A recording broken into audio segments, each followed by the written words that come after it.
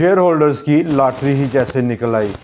तमाम मुकदमात फारग हो गए और उसके साथ ही बाज़ार ऑल टाइम हाई के करीब पहुंचा। आज के दिन 801 पॉइंट्स का इजाफा और कल के हारने वाले आज के जीतने वाले रहे। तमाम वो इंडेक्स हैवीवेट्स जो कल लूज़र्स थे आज विनर्स ठहरे और कल के विनर्स आज के लूज़र। बाज़ार लगातार चौथे रोज़ तेज़ी करता हुआ देखा गया। 1,17,000 और 1 पॉइंट्स की क्लोजिंग, जो कि 3 जनवरी 2025 के बाद की बुलंदतरीन सतह है। बाज़ार का डाटा काफ़ी मायूस कुन देखा गया। वॉल्यूम्स में कमी रही।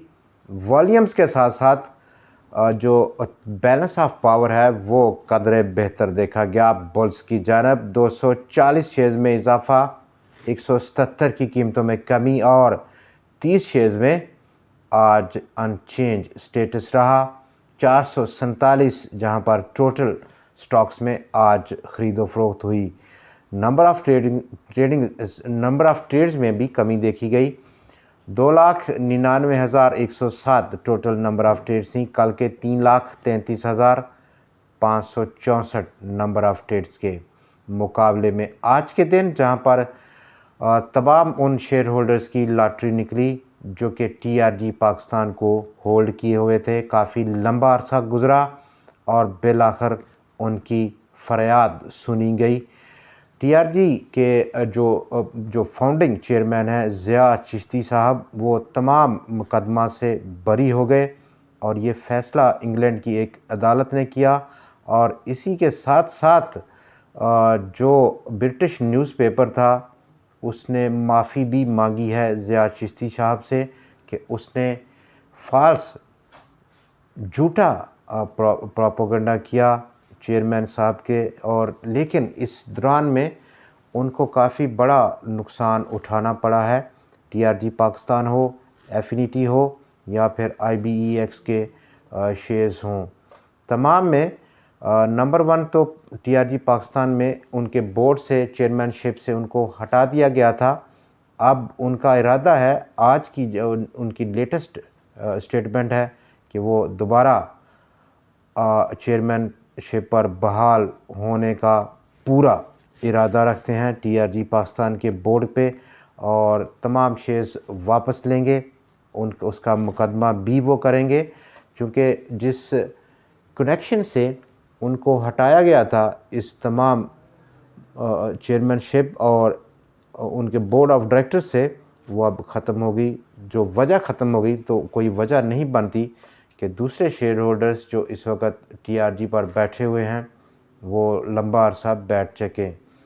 कैप रहा स्टॉक, अच्छा वॉल्यूम देखा गया। काफ़ी लंबे अरसे के बाद 1,83,00,000 शेयर्स का टोटल कारोबार हुआ आज के दिन TRG पाकिस्तान में। नंबर 2 आज की जो टॉप स्टोरी है उसमें इंटरनेशनल मॉनेटरी फ़ंड ने शेयर कर दिया पाकिस्तान की गवर्नमेंट के साथ MWP डॉक्यूमेंट को। ये क्या होता है आगे चल के हम इसमें डिटेल में बात करेंगे। नंबर 3 ऑटो फाइनेंसिंग में तेज़ी देखी गई। फरवरी का फिगर रहा 249 अरब रुपए से ज़ायद की ऑटो फाइनेंसिंग की पाकिस्तान के कमर्शियल बैंक्स ने। नंबर 4 पाकिस्तान का जो RRR वो डाउन देखा गया फरवरी में 1.71। इस पर भी डिटेल में बात करेंगे। लार्ज स्केल मैन्युफैक्चरिंग इंडेक्स का डाटा भी रहा और वो काफ़ी नेगेटिव साइड पर देखा गया। सुकड़ाव देखा गया 1.71% से ज़ायद का ओवरऑल कम्युलेटिव बेसिस पर, जबकि फरवरी में 1.22% की रिडक्शन देखी गई लार्ज स्केल मैन्युफैक्चरिंग इंडेक्स में। फॉरेन डायरेक्ट इन्वेस्टमेंट में भी काफ़ी बड़ा झटका लगा। फरवरी में 45% की कमी रही और यहाँ पर पाकिस्तान का करंट अकाउंट का जो बैलेंस है वो भी ख़राब देखा गया। एक बार फिर से फरवरी में $12 मिलियन की डेफिसिट लेकर सामने आया है। ये तमाम वो डेवलपिंग स्टोरीज़ हैं इकोनॉमिक फ्रंट पर, जहाँ पर आज बाज़ार में 801 पॉइंट्स का इजाफा रहा और टॉप कंट्रीब्यूटर्स में आज रहे फौजी fertiliser company, Engro holding, hub power, TRG Pakistan, lucky Pakistan petroleum, PSO, और PSO के साथ साथ आज OGDC और पाकिस्तान ऑयल फील्ड्स भी कंट्रीब्यूट किया उन्होंने। पॉजिटिव साइड पर 758 पॉइंट्स की टोटल कंट्रीब्यूशन थी। आज के दिन कल की जो बड़ी कंट्रीब्यूशन दी थी जिन शेयर्स ने, जैसे कि माड़ी एनर्जीज़ ने, वो आज डिक्लाइनर मूड में देखा गया। Mari, UBL, Fatima fertilizer systems, Pak electron, DG Khan, Adamjee insurance, pioneer cement, allied bank और जावदान कॉरपोरेशन 243 पॉइंट्स की डाउनसाइड कंट्रीब्यूशन दी इन तमाम शेयर्स ने।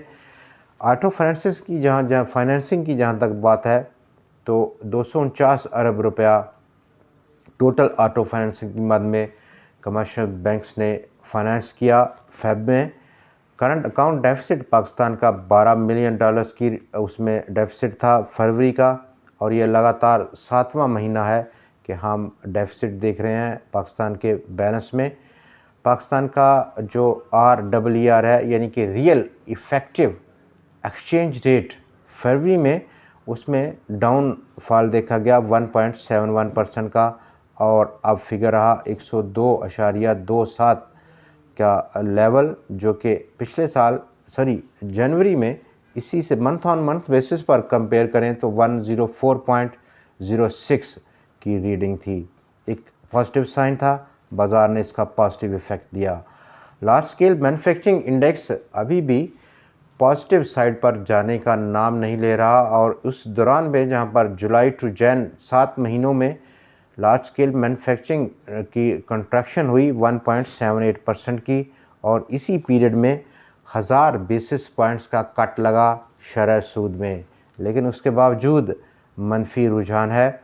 प्रोडक्शन जो श्रैंक हुई 1.22% की जनवरी के लिए, जो कि लेटेस्ट फिगर था as per state bank of Pakistan का डाटा जो उसने कल रात ही रिलीज़ कर दिया। फॉरेन डायरेक्ट इन्वेस्टमेंट में कमी और 45% की कमी रही। फेब में $95 मिलियन की टोटल FDI पाकिस्तान ने मौसूल की 172 मिलियन के मुकाबले में, और जुलाई टू फेब में FDI में इजाफा देखा गया 41% का। कम्युलेटिव बेसिस पर 8 माह का फिगर 1.618 बिलियन की टोटल FDI पाकिस्तान ने मौसूल की 1.147 बिलियन के, जो कि उसने पिछले साल की थी उसके मुकाबले में। इंटरनेशनल मॉनेटरी फंड और अहम डॉक्यूमेंट उसने शेयर किया पाकिस्तान की गवर्नमेंट के साथ, जिसके बिना आज बाज़ार अपने ऑल टाइम हाई लेवल्स के करीब पहुंचकर बंद हुआ। ये डॉक्यूमेंट जो कि memorandum of economic and financial policies का डॉक्यूमेंट है, वो शेयर किया। और ये शेयर करना कितना ज़रूरी है, क्या इसकी अहमियत है, चूँकि स्टाफ लेवल एग्रीमेंट अभी पेंडिंग है, मुज़ाकरात हो चुके, वर्चुअल मुज़ाकरात स्टिल अभी ऑन गोइंग हैं। स्टाफ लेवल एग्रीमेंट से पहले memorandum of economic and financial policies का डॉक्यूमेंट शेयर करना काफ़ी बड़ी पेशरफ्त है, और अब काफ़ी सारी उम्मीद ये पैदा हो चली है कि जो रिव्यू है उसको सक्सेसफुल करार दिया जा सकता है, और इसी बिना पर स्टाफ लेवल एग्रीमेंट भी पहुंच सकता है। अपसाइड बाज़ार का पोटेंशियल ब्रेकआउट एक नए ट्रेंड की जहां पर हम शुरुआत देखेंगे अपसाइड पर, वो 1,17,800 पॉइंट्स है। तकरीबन 800 पॉइंट्स की दूरी है आज के दिन, जहां पर 18 मार्च 2025 में हम आपसे बात कर रहे हैं। दोस्तों, आज की वीडियो में इतना ही। कल फिर आपसे मुलाकात रहेगी नए वीडियो, नए एनालिसिस और नई टॉप स्टोरीज़ के साथ। देखना ना भूलिएगा। खुदा हाफिज़।